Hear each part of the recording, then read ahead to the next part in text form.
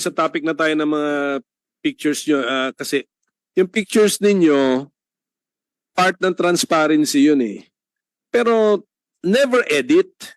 Siguro you can do some yung to block out something but never edit. Na lalabas cartoons lalabas eh. So akala tuloy ng tao mayroon tayong tinatago. So never edit in the sense na in transforming the image. But yung to hide the identity, yeah, allowed yun. But alam ko part sa transparency effort yun. Nabaliwala lahat kasi pag lumabas na pati yung buhok, ang labo na ng buhok, pati yung headgear, whatever. So lumabas na po na parang fake, totally fake na po yung picture. So yun na lang. Siguro ang rule ninyo, do not edit but hide the identity. So, and then, Mr. Chairman, hindi naman siguro ito give away sa identity ng winner if you disclose kung saan area pinanalunan yung jackpot. So, and then or either, kasi matanong kami ng tanong kung online na sabihin nyo rin kung online. Iloto ba ang, so kasi dalawa na methods nyo ngayon. Ang iloto is pilot pa lang, ano? Pilot testing lang. Ano?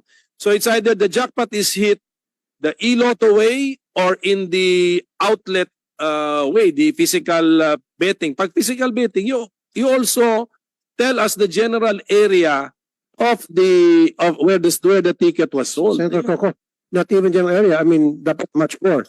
Dapat ilagay kung halimbawa hindi to iloto saang outlet pinanalunan. Kunya sinabi mo 7-Eleven sa ganitong lugar, sa ganitong barangay, sa ganitong street. Oh, di ba? Your Honor, we are doing that po, if you will notice. Hindi, napapublish po. Lately, Mr. Chairman, binabasa ko yung ano, hindi nyo na binabanggit. Online po, immediately after doon, sinasabi po natin yung winner. O doon po sa live, kung winning outlet po, identify po yung winning outlet, saan lugar. Opo. Tell us if it's also a iloto. And then siguro maybe a general description of the winner. The winner is a farmer, the winner is a retired military officer, the winner, ganyan, para Kasi sa write-up, Your Honor, ginagawa namin. Human interest ano din yan, di ba? Human interest sa angle din yan eh. Without, kasi hindi naman required sa, actually, Mr. Chairman, in other jurisdictions, required magpakita yung winner eh. Sa atin hindi. So, that means you can hide the identity of the winner, but you know, never edit the picture and give more information, describe the person without pinpointing the identity. Ngayon, ito bang si persons A, B, C, D, E? Okay. Si person A, sinabi natin is a lotto teller. Si person B is a lotto agent or operator. Si person C, what is the person C? General description, what is that? Hindi nyo ba alam, AGM? Akala ko na naaral nyo na to. Tatanungin ko si C, D, and E. General description. Sino sila at bakit pinagkakatiwalaan sila ng mga winning tickets if they are not the winners themselves? Ang importante, Mr. Chair, yung BIR mismo nagsabi na na-check nyo na at nagbayad talaga ng 20% tax. Importante sa amin yon. Okay yon. It just show na legit. Well, hindi sila talaga mismo ang winner pero legit yung naging transaction. Tunay at tunay na tao. Ibig sabihin, tunay na tao dahil nagbayad ng tax sa BIR. Okay, nagbumangga yung record ng PCSO. Mr. Chairman, ito yung point ko noon na Mr. Chairman, dun sa 433 winners natin sa 655 noong October 2022, si GM Robles promised some data. Pinalo up ko po sa COMSEC, wala pa po. Yung official theory ninyo on how come 433 winners won in one draw. This jackpot is 655 October 2022. Yung theory ninyo, alaga yan. Prove it by report na alaga talaga tong numero na ito even sa previous draws na hindi yun ang numerong lumabas.